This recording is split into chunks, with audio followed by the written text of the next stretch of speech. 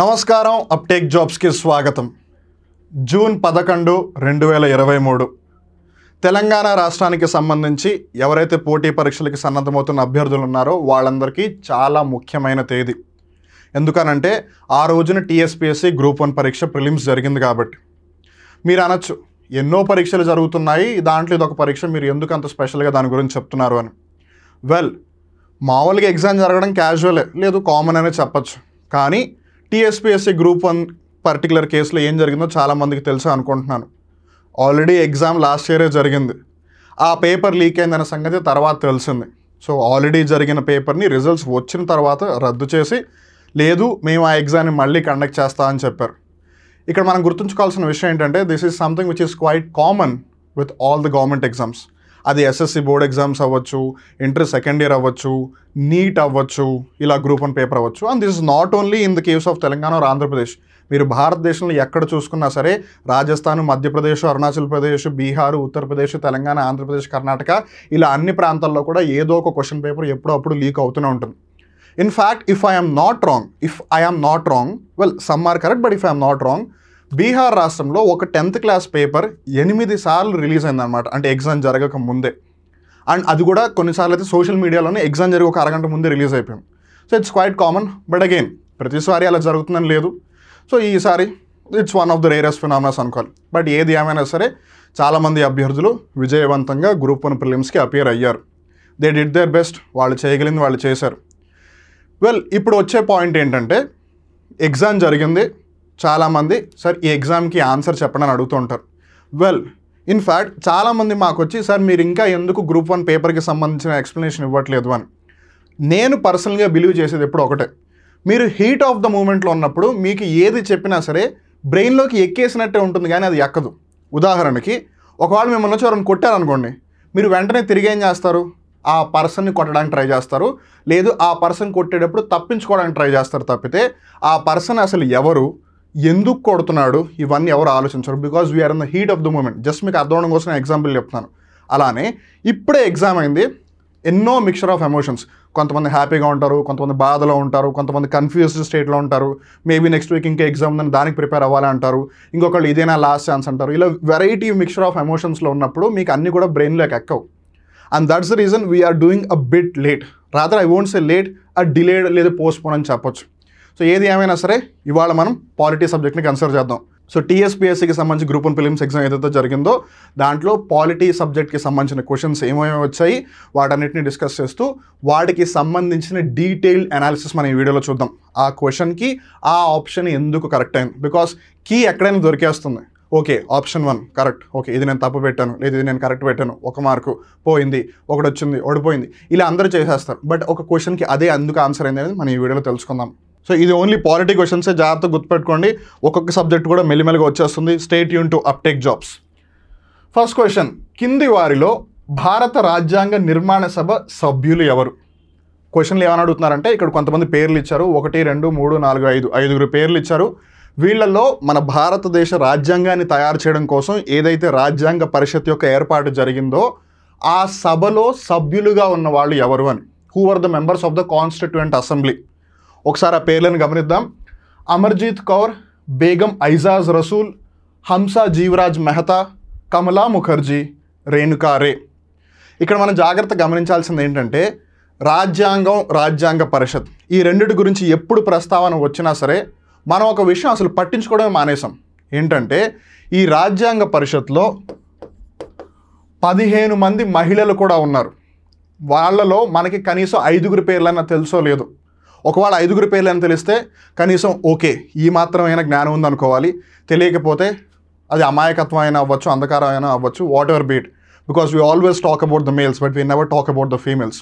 So ఇప్పుడు ఆ 15 మంది పేర్లు ఒకసారి గమనిద్దాం. బికాస్ ఆ లిస్ట్ మనకు తెలిస్తేనే వీళ్ళలో ఎవరు ఉన్నారు ఎవరు లేరు అనే సంగతి మనకు తెలుస్తుంది.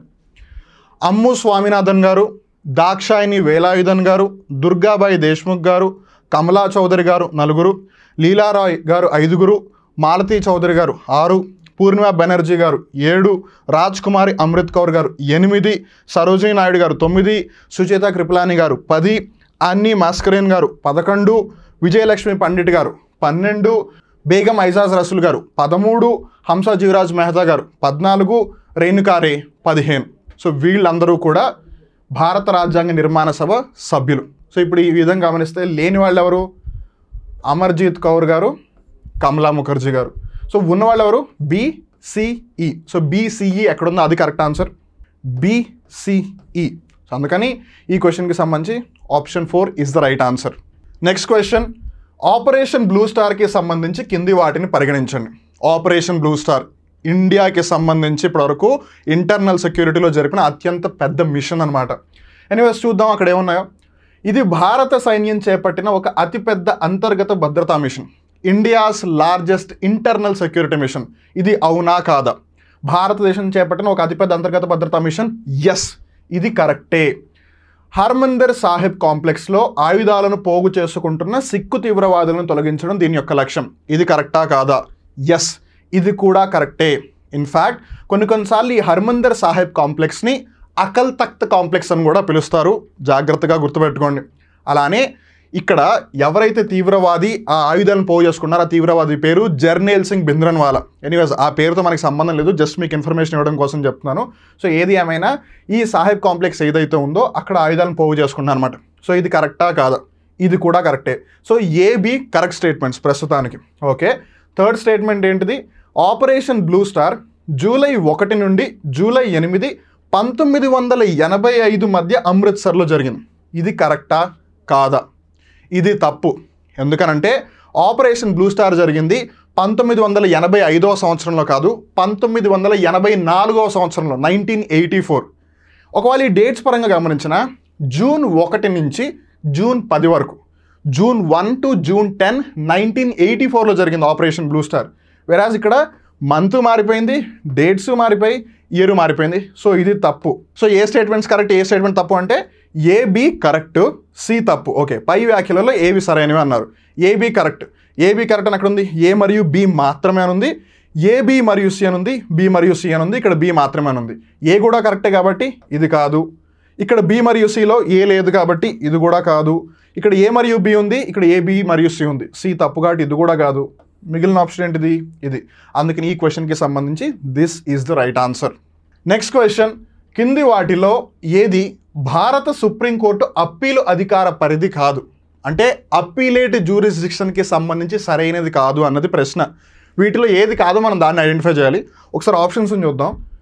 ఏ రాజ్యాంగపరమైన ప్రశ్నలతో సంబంధం లేని క్రిమినల్ కేసులు, 2 లేదా అంతకంటే ఎక్కువ రాష్ట్రాల మధ్య జరిగే వివాదాలకు సంబంధించిన కేసులు, రాజ్యాంగ వివరణకు సంబంధించిన కేసులు, ఏ రాజ్యాంగపరమైన ప్రశ్నలతో సంబంధం లేని సివిల్ కేసులు.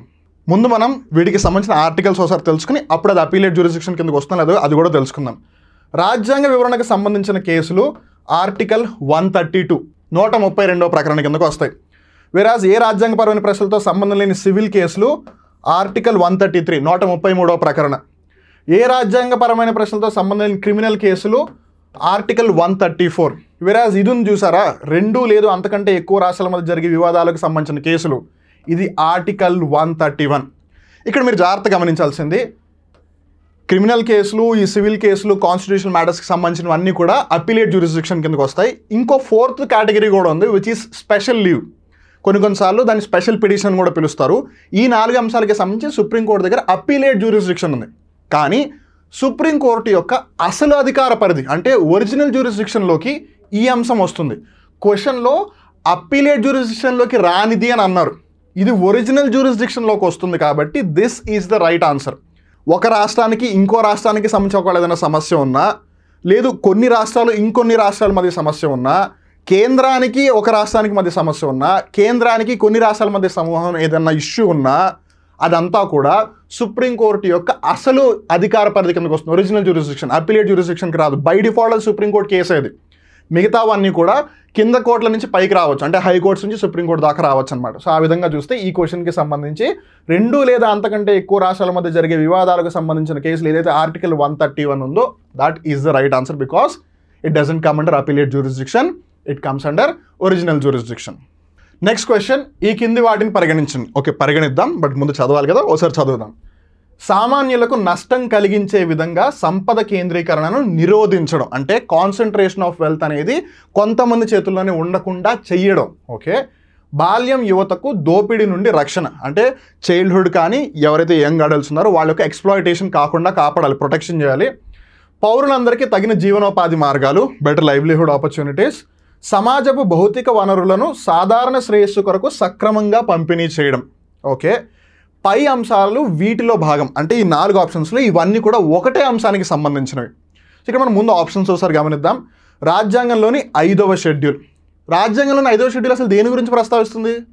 ఏవైతే షెడ్యూల్డ్ ప్రాంతాలు ఉన్నాయో వాటి యొక్క పరిపాలన గురించి ప్రస్తావిస్తుంది. I hope you do remember that. రాజ్యాంగంలోని ప్రాథమిక హక్కులు, ఫండమెంటల్ రైట్స్కి సంబంధించిందా, రాజ్యాంగంలోని ఆదేశక సూత్రాలు, కొన్నిసార్లు రాజ్య విధాన ఆదేశక సూత్రాలు అంటారు, ఇంగ్లీష్లో అయితే directive principles of state policy, దానికి సంబంధించిందా, రాజ్యాంగంలోని రాష్ట్రాల జాబితా. రాష్ట్రాల జాబితా అంటే ఏంటి? State list. ఏదైతే రాజ్యాంగంలో 7వ షెడ్యూల్ ఉందో, 7th షెడ్యూల్లో, అందులో కేంద్ర జాబితా, రాష్ట్ర జాబితా, ఉమ్మడి జాబితా ఉందా, union list, state list, concurrent list, అందులో సంబంధించిందా ఈ అంశాలన్నీ అని కూడా అడుగుతున్నారనమాట. ఒకవేళ మనం ఈ అంశాలన్నీ కూడా ఏ ప్రకరణలలో పొందుపరుచున్నాయని జాగ్రత్తగా గమనిస్తే, ఇదేమో 39(b)లో ఉంది. వేరాజ్ బాల్యం యువతకు దోపిడీ నుండి రక్షణ అనే అంశం ఏదైతే ఉందో 39(f) ప్రకరణలో ఉంది. పౌరులందరికీ తగిన జీవనోపాధి మార్గాలనే అంశం ఏదైతే ఉందో 39(a) ప్రకరణలో ఉంది. సమాజపు భౌతిక వనరులను సాధారణ శ్రేయస్సు కొరకు సక్రమంగా పంపిణీ చేయడం అనేది 39 ప్రకరణలో ఉంది. సో ఇన్ జనరల్గా చెప్పాలి అంటే ఇవన్నీ కూడా ఆర్టికల్ 39 39వ ప్రకరణకి సంబంధించింది. 39వ ప్రకరణ ఏ అంశానికి సంబంధించి ప్రస్తావిస్తుంది? ఆదేశక సూత్రాలు. ఆర్టికల్ 36 నుంచి 51 36వ ప్రకరణం నుంచి 51వ ప్రకరణం వరకు కూడా అన్ని ఆదేశక సూత్రాలు. I hope you know that. రాజ్యాంగంలోని 4వ భాగం. సో ఆ విధంగా ఇక్కడ మనం గమనించినట్టయితే రాజ్యాంగంలోని ఆదేశక సూత్రాలు అనేది సరైన సమాధానం అవుతుంది. ఆదేశక సూత్రాలు అంటే ఏంటి? ప్రభుత్వం ఏ విధమైన చర్యలు తీసుకోవాలి, ప్రభుత్వం యొక్క బాధ్యత ఏంటిది, ప్రభుత్వానికి ఒక దిక్సూచిగా పనిచేస్తాయి అన్నమాట ఈ ఆదేశక సూత్రాలని. సో ఇవన్నీ కూడా ప్రభుత్వం చేయాలి. సో అందుకని ఈ క్వశ్చన్కి సంబంధించి option 3 is the right answer. Next question, శాసన మండలికి సంబంధించి కింది వాటిని పరిగణించండి. శాసన మండలి అంటే ఏంటి? Legislative council. శాసన సభ కాదు, విధాన పరిషత్ గురించి అడుగుతున్నారనమాట, విధాన సభ గురించి కాదు. సో కన్ఫ్యూజ్ అవ్వద్దు. ఎలా అయితే కేంద్ర ప్రభుత్వానికి సంబంధించి రాజ్యసభ ఉందో పార్లమెంట్లో, అలా రాష్ట్రం దగ్గరకు వచ్చేసరికి విధాన పరిషత్ లేదు, శాసన మండలి ఉందన్నమాట. దీనికి సంబంధించి ఏవి కరెక్టో లేదా ఏవి తప్ప అని అడుగుతున్నాడు. ముందోసారి సెంటెన్సెస్ చూద్దాం.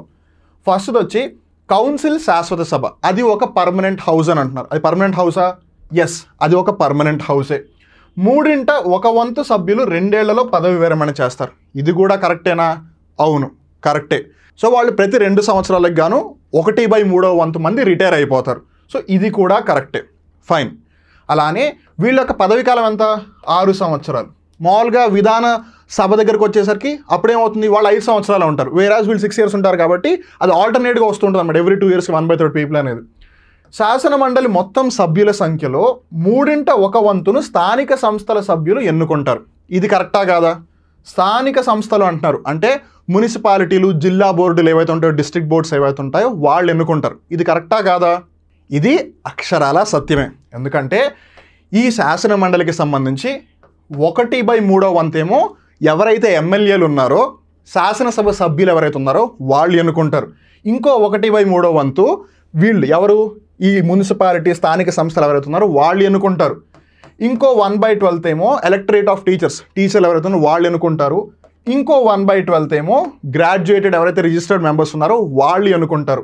అలా 1/3 స్థానిక సంస్థలు, 1/3 ఎమ్మెల్యేలు, అలా 1/12 టీచర్లు, 1/12 గ్రాడ్యుయేషన్, మిగిలిపోయిన వాళ్ళందరినీ కూడా గవర్నర్ నియమిస్తారు.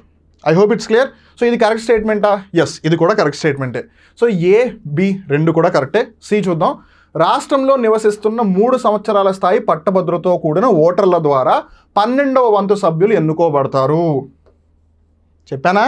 1/12 electorate of teachers, 1/12 graduates who are registered. ఇక్కడ ఏమనుంది? స్థాయి పట్టభద్రతో కూడిన 12వ వంతు సభ్యులు ఎన్నుకోబడతారు. సో ఇది కరెక్టా కాదా? ఇది కూడా కరెక్టే. ఏ, బి, సి 3 కూడా కరెక్టే. సో ఏబిసి అని ఎక్కడైతే ఉందో అదే కరెక్ట్ ఆన్సర్. బి మరియు సి కాదు, ఏ, బి మరియు సి, ఇది కరెక్ట్ ఆన్సర్. ఎనీవేస్ ఒకసారి ఆప్షన్స్ చూద్దాం. ఏ మరియు బి, సి లేదు, ఏ మరియు సి, బి లేదు.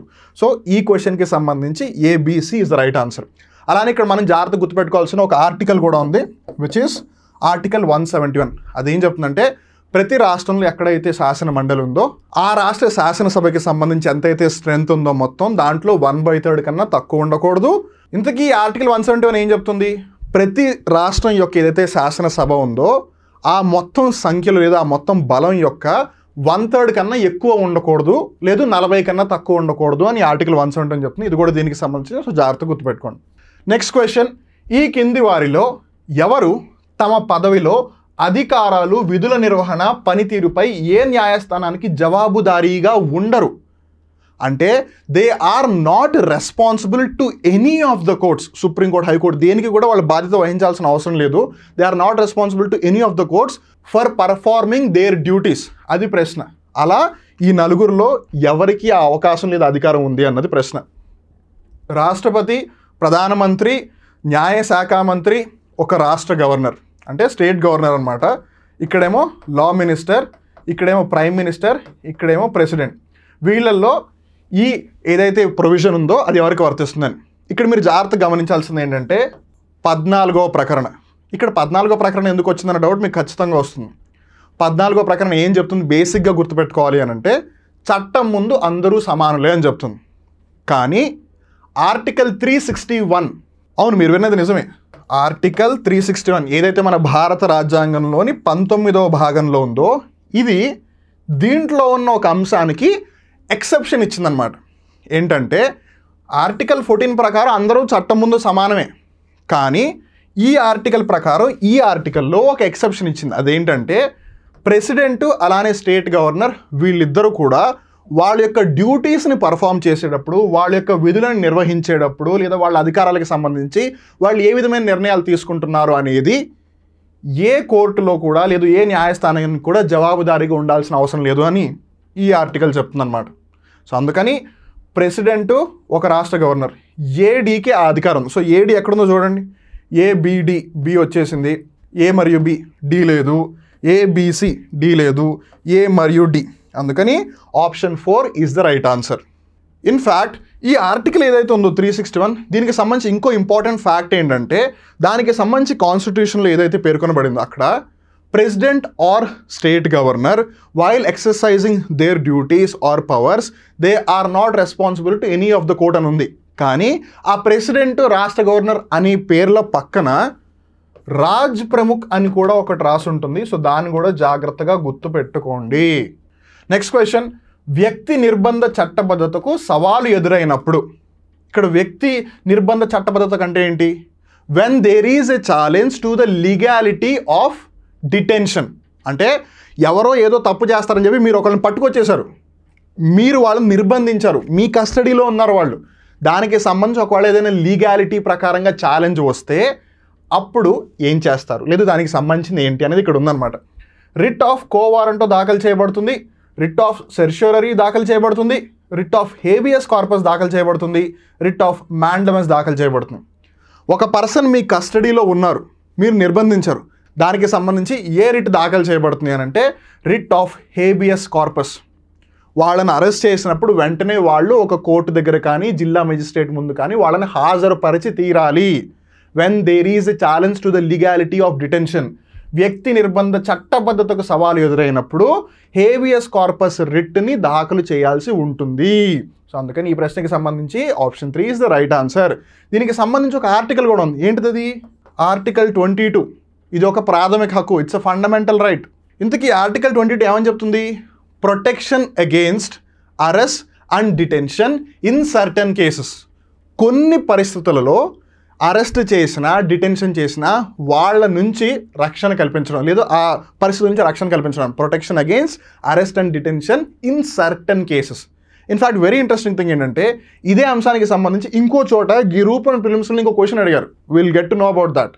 నెక్స్ట్ క్వశ్చన్, ఈ కింది వాక్యాలను పరిగణించండి. ఓకే, పరిగణిద్దాం. సెంటెన్స్ ఏ, సామాజిక, ఆర్థిక, రాజకీయ ప్రజాస్వామ్యంతో కూడిన సమసమాజ స్థాపనకు రాజ్యాంగం న్యాయం, స్వేచ్ఛ, సమానత్వం, సౌభ్రాతృత్వాల కల్పనను అత్యున్నత విలువలుగా ఆదేశిస్తుంది. అంటే ఒక ఇగాలిటేరియన్ సొసైటీని ఎస్టాబ్లిష్ చేయడానికి, that socio economic political democracy ఉన్న ఇగాలిటేరియన్ సొసైటీని ఎస్టాబ్లిష్ చేయడానికి జస్టిస్, లిబర్టీ, ఈక్వాలిటీ, ఫ్రెటర్నిటీ వీటన్నిటికీ కూడా హైయెస్ట్ వాల్యూ ఇచ్చినట్టుగా పరిగణిస్తారు అని అంటే అది కరెక్టా కాదా? It's 100% true. It's correct.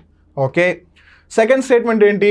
సమసమాజ సామాజిక క్రమాన్ని స్థాపించడానికి రాజ్యాంగ పీఠిక అంటే ప్రియాంబుల్, రాజ్యాంగ ప్రవేశిక, ప్రాథమిక హక్కులు ఫండమెంటల్ రైట్స్, రాజ్య విధాన ఆదేశక సూత్రాలు directive principles of state policy అనే 3 అంశాలు సామాజిక ఆర్థిక న్యాయ సాధన మార్గాన్ని సుగమం చేస్తాయి.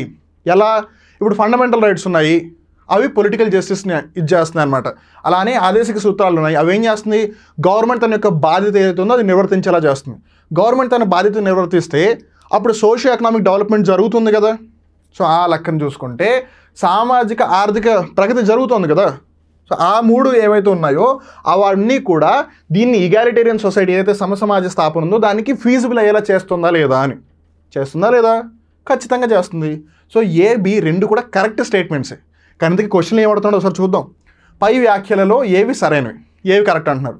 ఏ, బి 2 కూడా కరెక్టే. ఏ మరియు బి 2 కావు. అరే 2 కరెక్టరా నాయన? ఏ మాత్రమే, బి లేదు, బి మాత్రమే, ఏ లేదు. ఏ మరియు బి 2 కూడా కరెక్టే. కాబట్టి ఈ క్వశ్చన్కి సంబంధించి option 4 is the right answer. Next question, రాజ్యాంగంలోని కింది ప్రకరణలను వాటి సంబంధిత నిబంధనలతో జతపరచండి. ఇక్కడేమో ఆర్టికల్స్ ఇచ్చారు, ప్రకరణలు, వాటికి సంబంధించిన నిబంధనలు అంటే ఏమైతే ప్రొవిజన్స్ ఉన్నా అవన్నీ ఇస్తున్నారన్నమాట. సో వీటిని మనం ఇప్పుడు మ్యాచ్ ద ఫాలోయింగ్ చేయాలి. ముందు అసలు ప్రకరణ ఏంటి చూద్దాం. ప్రకరణ 19, 21, 23, 26. 19 ఆర్టికల్ అనేది one of the most important. దేని గురించి మాట్లాడుతుంది? స్వేచ్ఛ. ఇన్ జనరల్గా చెప్పాలంటే స్వేచ్ఛ అంశం గురించి మాట్లాడుతుంది. బట్ ఇక్కడ ఒకసారి చదివితే కదా అసలు ఆ అంశం ఉందో లేదో తెలిసేది. ప్రజాశాంతి భద్రతలకు లోబడి మత కార్యకలాపాలు జరపడం అంటే రిలీజియస్ అఫైర్స్కి సంబంధించి పీస్ఫుల్ ఎన్వైర్న్మెంట్ని క్రియేట్ చేయడం. ఓకే, అది ఆర్టికల్ 19కి సంబంధించిందా, 21కి సంబంధించిందా, 23కి సంబంధించిందా, 26కి సంబంధించిందా? ప్రజాశాంతి భద్రతలకు లోబడి మత కార్యకలాపాలు జరపడం అనేది ఆర్టికల్ 26కి సంబంధించింది. సో D1 అయి ఉండాలి. D1 ఎక్కడుంది? ఇక్కడ ఒక్క చోటే ఉంది. సో ఇండైరెక్ట్గా దట్స్ ద ఆన్సర్. ఇండైరెక్ట్గానే కాదు, డైరెక్ట్గా కూడా that's the answer. Well anyways మనం ఒకసారి కన్ఫర్మ్ చేసుకుందాం.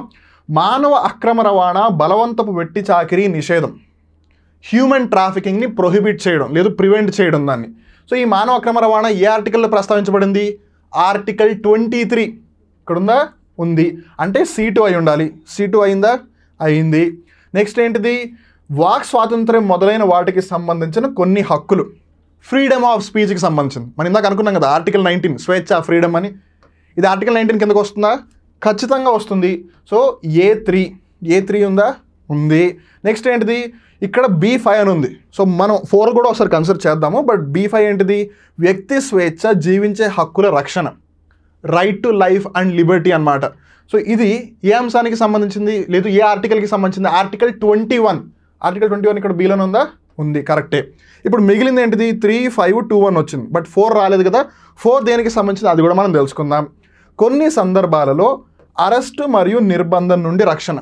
కొంచెం గుర్తు తెచ్చుకోండి. మనం కొంచెం సేపు ముందే protection against arrest and detention in certain cases, కొన్ని సందర్భాలలో అరెస్టు మరియు నిర్బంధం నుండి రక్షణ అని ఒక అంశం గురించి చర్చించుకున్నామా లేదా? అలాంటప్పుడు ఏ రిట్ని యూజ్ చేస్తారు అని వచ్చిందా మళ్ళీ? సో ఇది ఆర్టికల్ 22 22వ ప్రకరణకు సంబంధించింది. బట్ అన్ఫార్చునేట్లీ ఇక్కడ ఆర్టికల్ 22 లేదు కాబట్టి మనకు అది అవసరం లేదు. But anyways you got the answer. It's 2. Next question, TSR Subramanian committee 2014 సంవత్సరంలో కింది వాటిలో దేనికి సంబంధించింది అని. సో ఈ కమిటీ దేనికి సంబంధించింది చూద్దాం ఒకసారి. మానవ వనరుల అభివృద్ధి మంత్రిత్వ శాఖ ప్రక్రియలు, చట్టాలను సమీక్షించడం అంటే మినిస్ట్రీ ఆఫ్ హ్యూమన్ రిసోర్స్ డెవలప్మెంట్కి సంబంధించి ఏవైతే రూల్స్ అండ్ రెగ్యులేషన్స్ ఉన్నాయో వాటిని రివ్యూ చేయడానికి ఏర్పాటైన ఒక కమిటీయా అని. అంతర్గత బాహ్య ఉగ్రవాదాన్ని ఎదుర్కోవడానికి భారతదేశం ప్రయత్నాలు అంటే ఇంటర్నల్గా అలానే ఎక్స్టర్నల్గా ఏదైతే టెర్రరిజం యాక్టివిటీస్ జరుగుతున్నాయో వాటిని కంట్రోల్ చేయడానికి ఒక కమిటీ అన్నమాట. పర్యావరణం, అటవీ, వాతావరణ మార్పు మంత్రిత్వ శాఖ ప్రక్రియలు, చట్టాలను సమీక్షించడం. Environment, forest, climate change ministry ఏదైతే ఉందో దానికి సంబంధించిన రూల్స్ అండ్ రెగ్యులేషన్స్కి సంబంధించి ఫామ్ అయిన కమిటీ అంటే ఇది. ముస్లిం వివాహ చట్టరద్దు ఈ అంశానికి సంబంధించిందా అంటే TSR Subramanian committee environment, forest, climate change అనే అంశానికి సంబంధించిందనమాట. సో అందుకని option 3 is the correct answer. Next question, ఈ కింది వ్యాఖ్యలను పరిగణించండి. ఓకే, పరిగణిద్దాం. ఏ, రాజ్యాంగ బాధ్యతలను న్యాయంగా నిష్పక్షపాతంగా నిర్వర్తించడానికి గవర్నర్పై రాజ్యాంగం కల్పించని పదవులు అధికారాలతో భారం వేయకూడదు. జాగ్రత్తగా గమనించండి. రాజ్యాంగ బాధ్యతలను న్యాయంగా నిష్పక్షపాతంగా నిర్వర్తించడానికి గవర్నర్పై రాజ్యాంగం కల్పించని పదవుల అధికారులతో భారం వేయకూడదు. అంటే తనకి ఏదైతే డ్యూటీస్ అప్పచెప్పలేదో ఆ విధంగా అసలు అప్పచెప్పకండి, ఇంకా ఎక్కువగా ప్రెషర్ పెట్టకండి అని ఈ ప్రొవిజన్ ఉంది. ఓకే, నెక్స్ట్ చూద్దాం. గవర్నర్ను విశ్వవిద్యాలయాలకి ఛాన్సలర్గా చేయడం, తద్వారా అతనికి లేదా ఆమెకు అధికారాలను, అయినో అక్కడ కాలేదు బట్ మీరు ఉందని ఊహించుకోండి, అధికారాలను అప్పగించడం చారిత్రాత్మకంగా కొంత బాధ్యత్యాన్ని కలిగి ఉన్నప్పటికీ నేడు కాల పరిస్థితుల మార్పుతో అది ఉనికిని కోల్పోయింది అని. యూనివర్సిటీస్కి ఛాన్సలర్గా ఎవరుంటారు? గవర్నర్ ఉంటారు. అయితే ప్రస్తుతం ఒకప్పుడు ఉన్న రెలవెన్స్ ఇప్పుడు లేదు అనేది ఇందులో ఉన్న ఒక అంశం అన్నమాట. అయితే ఈ రెండు కూడా వీటిలో ఉన్న దేనికి సంబంధించింది? పైన పేర్కొన్నవి కింద సిఫార్సులలో భాగం. అంటే ఈ కమిషన్స్ లేదా కమిటీస్ ఏవైతే ఉన్నాయో వీటికి సంబంధించి రికమెండేషన్స్లో ఈ రెండు ఉన్నాయన్నమాట గవర్నర్కి సంబంధించి. అది ఏంటో మనం కనిపెట్టాలి. National knowledge commission, justice MM Punchhi commission, Kothari commission, నూతన విద్యా విధానం 2020. ఇక్కడ మీరు జాగ్రత్తగా గమనిస్తే ఇదంటే విశ్వవిద్యాలయాలు ఛాన్సలర్గా ఉంది. ఓకే, ఇది కూడా ఒక రకంగా చూస్తే ఏవైతే రాజ్యాంగంలో పొందుపరచలేదో ఆ విధంగా ఉన్నవి కాకుండా ఎడిషనల్గా బర్డన్స్ వేయకూడదని చెప్తోంది. సో ఏది ఏమైనా ఈ రెండు కూడా జస్టిస్ ఎంఎం పూంచి కమిషన్లో ఉన్న రికమెండేషన్స్ లేదు సిఫార్సులు అని చెప్పొచ్చు. ఇన్ఫ్యాక్ట్ పూంచి కమిషన్ కేవలం ఈ రెండు అంశాల గురించే కాకుండా నేషనల్ ఇంటిగ్రేషన్ కౌన్సిల్ అంటే జాతీయ సమగ్రతా మండలి అనే అంశానికి సంబంధించి, అలానే ఆర్టికల్ 355, 356 ఒకవేళ ఏదన్నా ఎక్స్టర్నల్ అగ్రెషన్ ద్వారా స్టేట్ మీద ప్రెషర్ ఉంటే అప్పుడు సెంట్రల్ ఆదుకోవాలని ఆర్టికల్ 355 చెప్తుంది. 356 ఏమో రాష్ట్రంలో ఉన్న ఏదైతే రాజ్యాంగం వ్యవస్థ ఉందో అది సరిగ్గా పనిచేయట్లేదని ప్రెసిడెంట్స్ రూల్ ఇంప్లిమెంట్ చేస్తుంది 356. ఈ రెండింటికి సంబంధించి, అలానే కాంకరెంట్ లిస్ట్ ఉమ్మడి జాబితాకి సంబంధించి, అలానే ముఖ్యమంత్రులను ఏ విధంగా అపాయింట్ చేయవచ్చు అనే అంశానికి సంబంధించి, అలానే కేంద్ర ప్రభుత్వం ఏవైతే ట్రీటీలు సందులు చేస్తూ ఉంటుందో వాటికి సంబంధించి కూడా ఎంఎం పూంచి కమిషన్ రికమెండేషన్స్ ఇచ్చింది. Apart from talking about the governors post, లేదు స్పెసిఫిక్గా చెప్పాలి అని అంటే గవర్నర్ యొక్క అపాయింట్మెంట్ అవ్వచ్చు, రిమూవల్ అవ్వచ్చు, లేదా గవర్నమెంట్ యొక్క పవర్స్ అవ్వచ్చు, వాటికి సంబంధించి పూంచి కమిషన్ చెప్పింది. సో ఏదైతే నా ఆన్సర్ అయితే తెలిసింది కదా.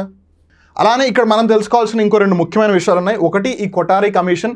ఈ కొఠారి కమిషన్ 1964 సంవత్సరం నుంచి 1966 ఆ పర్టికులర్ టైంలో ఉందన్నమాట. It is also called as national education commission, జాతీయ విద్యా కమిషన్గా కూడా దాన్ని గుర్తిస్తారు. అలానే నేషనల్ నాలెడ్జ్ కమిషన్ ఏదైతే ఉందో ఇది 2005వ సంవత్సరంలో స్థాపించబడింది. మన్మోహన్ సింగ్ గారు ప్రధానమంత్రిగా ఉన్నప్పుడు ఈ కమిషన్ వచ్చిందనమాట. అలానే నూతన విద్యా విధానం 2020, నేషనల్ ఎడ్యుకేషన్ పాలసీ ఏదైతే రీసెంట్గా వచ్చింది 2020, ఇవన్నీ కూడా ఎడ్యుకేషన్కి సంబంధించింది. Whereas this about governors post. So ఆ విధంగా జస్టిస్ ఎంఎం పూంచి కమిషన్, ఈ రెండు కూడా క్లియర్ కదా. నెక్స్ట్ క్వశ్చన్, ఈ కింది వ్యాఖ్యలను పరిగణించండి. భారత రాజ్యాంగంలోని ప్రకరణ 356 ఆర్థిక అత్యవసర పరిస్థితి విధించడానికి సంబంధించింది. ఆర్టికల్ 356 ఫైనాన్షియల్ ఎమర్జెన్సీకి సంబంధించిందని అడుగుతున్నారు. అవునా? కాదు. 360వ ప్రకరణ ఆర్థిక అత్యవసర పరిస్థితికి సంబంధించింది. 356 స్టేట్లో కాన్స్టిట్యూషనల్ మెషినరీ ఏదైతే ఉందో రాజ్యాంగ వ్యవస్థ సరిగ్గా పనిచేయకపోతే అప్పుడు అక్కడ రాష్ట్రపతి పాలన విధిస్తారు. ప్రెసిడెంట్స్ రూల్ ఇంప్లిమెంట్ చేయడానికి సంబంధించింది ఆర్టికల్ 356. 352 ఏమో నేషనల్ ఎమర్జెన్సీ, జాతీయ అత్యవసర పరిస్థితి. 356 ఏమో ప్రెసిడెంట్ రూలు. 360 financial emergency. ఇక్కడ 356 ఆర్థిక అత్యవసర పరిస్థితి అంటున్నారు. ఇది కరెక్టా కాదా? తప్పు.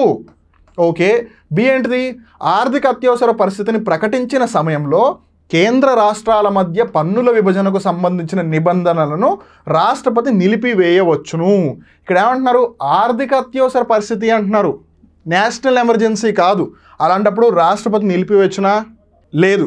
ఎందుకంటే majority of the state legislatures ఏవైతే ఉంటాయో, అంటే ప్రతి రాష్ట్రం యొక్క విధానసభ ఏదైతే ఉందో శాసనసభ, వాళ్ళల్లో ఎక్కువ మంది ఒప్పుకుంటేనే అప్పుడే జరుగుతుందన్నమాట. సో ఇది తప్పు. సో ఇప్పుడు ఈ రెండు కూడా తప్పని ఏదైతే ఆప్షన్ ఉందో అది కరెక్ట్ అవుతుందన్నమాట. ఏ మరియు బి రెండూ కావు, ఏ మాత్రమే, బి మాత్రమే, ఏ మరియు రెండు. ఇక్కడ ఏమన్నారు? సరైనది అని అన్నారు. ఇక్కడ రెండు తప్పు కదా. సో ఏ మరియు బి రెండూ కావు is the correct answer. Next question, Tibet సమస్యకు సంబంధించి ఈ కింది అంశాలను పరిగణించండి. ఓకే, టిబెట్ను ఆక్రమించుకుంటామని చైనా ప్రకటించినప్పుడు టిబెట్ సమస్యపై చర్చలు ప్రతిపాదిస్తూ భారతదేశం నిరసన లేఖను పంపింది. అంటే మీరు టిబెట్ని అసలు ఎలా ఆక్యుపై చేస్తారు, అది చాలా విచారకరం అని చెప్పి ఇండియా లెటర్ పంపించిందా అని అడుగుతున్నారు, లేదు అంటున్నారు. అవునా కాదా? ఎస్, ఇండియా లెటర్ పంపించింది. నెక్స్ట్ ఏంటిది? 1954లో చైనా భారతదేశం శాంతియుత సహజీవనం 5 సూత్రాలపై ఒప్పందంలో భాగంగా టిబెట్లో చైనా పాలనను భారతదేశం అంగీకరించింది. దీనినే పంచశీల అగ్రిమెంట్ అని కూడా, పంచశీల ఒప్పందం అని కూడా పిలుస్తారు. ఇది ఎప్పుడు జరిగింది? 1954లో జరిగింది. ఒకవేళ స్పెసిఫిక్గా డేట్ ప్రకారం చెప్పాలి అంటే 29 ఏప్రిల్ 1954, 29 ఏప్రిల్ 1954 పంచశీల అగ్రిమెంట్ జరిగింది. దాంట్లో భాగంగా చైనాలో ఉన్న ఒక భాగంగా టిబెట్ని కన్సిడర్ చేస్తుంది. ఇన్ఫ్యాక్ట్ ఈ పంచశీల అగ్రిమెంట్ చైనా ప్రపోజ్ చేస్తే ఇండియా యాక్సెప్ట్ చేసింది అనమాట. సో ఆ విధంగా చూస్తే ఇది కరెక్ట్ స్టేట్మెంటే. ఇది కరెక్ట్ స్టేట్మెంటా? ఇది కూడా కరెక్ట్ స్టేట్మెంటే. సో ఏబి రెండు కరెక్ట్ అని ఏదైతే ఉందో ఆప్షన్ అది కరెక్ట్ అవుతుంది అనమాట. ఏవి సరైనవని అడిగారు కాబట్టి ఏ మరియు బి రెండు కాదు, ఈ రెండు కరెక్టు. ఏ మాత్రమే బి లేదు, బి మాత్రమే ఏ లేదు, ఏ మరియు బి రెండు కూడా. సో ఈ క్వశ్చన్కి సంబంధించి option 4 is the right answer. Next question, కింది రెండవ ప్రపంచ యుద్ధ సంఘటనలను కాలక్రమానుసారం అమర్చండి. అంటే అవి జరిగిన ఇన్సిడెంట్స్ ఏవైతే ఈవెంట్స్ ఉన్నాయో అన్ని క్రోనోలాజికల్ ఆర్డర్లో పెట్టండి అంటున్నారు. అంటే ఒకదాని తర్వాత ఏదైతే జరిగిందో ఆ విధంగా. పశ్చిమ ఫ్రాన్స్లో నార్మండీ దండయాత్ర, జర్మన్ సోవియట్ నాన్ అగ్రెషన్ ఒప్పందం, హిరోషిమా మరియు నాగసాకిలపై అమెరికా అణుబాంబు దాడి, పర్ల్ హార్బర్పై జపాన్ దాడి, స్టాలిన్ గ్రాడ్ యుద్ధం. సో ఇక్కడ మనం జాగ్రత్తగా గమనిస్తే చాలామంది దీన్ని అయితే ఈజీగా గుర్తుపెట్టుకుంటారు. అమెరికా హిరోషిమా నాగసాకి మీద ఎప్పుడు బాంబు వేసింది? ఎప్పుడు బాంబు వేసింది? 1945 బాంబు వేసింది. హిరోషిమా మీదేమో ఆగస్టు 6వ తేదీన, నాగాసాకి మీద ఆగస్టు 9వ తేదీన వేసింది. తర్వాత జపాన్ ఇంక నా వల్ల కాదు బాబు, నేను ఆపేస్తున్నాను అని చెప్పింది. ఆ విధంగా అమెరికా రెండో ప్రపంచ యుద్ధం గెలిచింది. ఓకే కదా? సో ఇది 1945. పర్ల్ హార్బర్పై జపాన్ దాడి ఎప్పుడు చేసింది? 1941, 1941లో చేసింది. జపాన్ నేవీ యూఎస్ యొక్క one of the important Coast అని పర్ల్ హార్బర్ మీద వెళ్ళి అటాక్ చేసింది. ఇన్ఫాక్ట్ దానికి రిటాలియేషన్లోనే అమెరికా వెళ్ళి బాంబు వేసింది అనమాట, న్యూక్లియర్ బాంబు జపాన్ మీద. సో ఏదైతేనే స్టాలిన్ గ్రాడ్ యుద్ధం అంట, ఇది ఎప్పుడు జరిగింది? 1942లో, 1942. సో మనకి ఇప్పుడు మూడైతే తెలిసాయి కదా. ఏది ముందు జరిగింది అన్నింటిలో కూడా? Pearl harbour. అంటే ఈసీడి తర్వాత ఉండాలి. ఈసీడి తర్వాత ఉంది, ఈసీడి తర్వాత ఉంది, ఈసీడి తర్వాత ఉంది. ఇది లేదు, ఓకే పోయింది. Next, German Soviet non aggression ఒప్పందం ఎప్పుడు జరిగింది? 1939వ సంవత్సరంలో జరిగింది. పశ్చిమ ఫ్రాన్స్లో నార్మండీ దండయాత్ర ఎప్పుడు జరిగింది? 1944వ సంవత్సరంలో జరిగింది.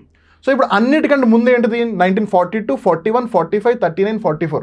1939 అన్నిటికంటే ముందు జరిగింది. సో బి ఏది ఫస్ట్ ఉంటే అది ఆన్సర్ అవుతుంది. బి ఇక్కడ ఫస్ట్ ఉంది, ఇక్కడ లేదు, ఇక్కడ లేదు, ఇక్కడ లేదు. సో ఆ లెక్కన BDEAC కరెక్ట్ అయింది లేదో ఒకసారి మళ్ళీ కన్ఫర్మ్ చేసుకుందాం. ఓకే, ముందు బి ఉండాలి. బి తర్వాత 1939 తర్వాత ఏమొస్తుంది? 42 డి. ఓకే, 41 తర్వాత 42 అంటే ఈ. ఓకే, తర్వాత 39 44, 42 తర్వాత 44 ఏ. ఓకే, తర్వాత 45 సి. BDEAC. అందుకని ఈ క్వశ్చన్కి సంబంధించి this is the right answer. So TSPSC conduct చేసిన గ్రూప్ 1 పరీక్షకి సంబంధించి ఏవైతే పాలిటీ సబ్జెక్ట్స్, భారత రాజకీయ వ్యవస్థ లేదు ఇన్ జనరల్గా రాజకీయ వ్యవస్థకి సంబంధించి ఏవైతే ప్రశ్నలు ఉన్నాయో వాటికి సంబంధించిన డీటెయిల్డ్ ఎక్స్ప్లెనేషన్ మీకు నిజంగానే ఇన్ఫర్మేటివ్గా ఏదో ఒకటి నేర్చుకోవడానికి ఉపయోగపడిందని నేను భావిస్తున్నాను. ఒకవేళ దీనికి సంబంధించి మీరు ఎటువంటి ఫీడ్బ్యాక్ ఇవ్వాలి అన్నా, మంచి చెడు, good bad, ugly, positive, negative ఏదైనా సరే కింద కామెంట్ సెక్షన్లో హ్యాపీగా ఇవ్వండి. And we would like to know from you. మరొకసారి అందరికీ ఆల్ ది బెస్ట్. మళ్ళీ ఇంకో వీడియోలో కలుద్దాం. అప్పటివరకు చూస్తూనే ఉండండి అప్టేక్ జాబ్స్. మిమ్మల్ని మీరు అప్డేట్ చేసుకుంటూ ఉండండి. నేను మీ వివేక్. నమస్కారం.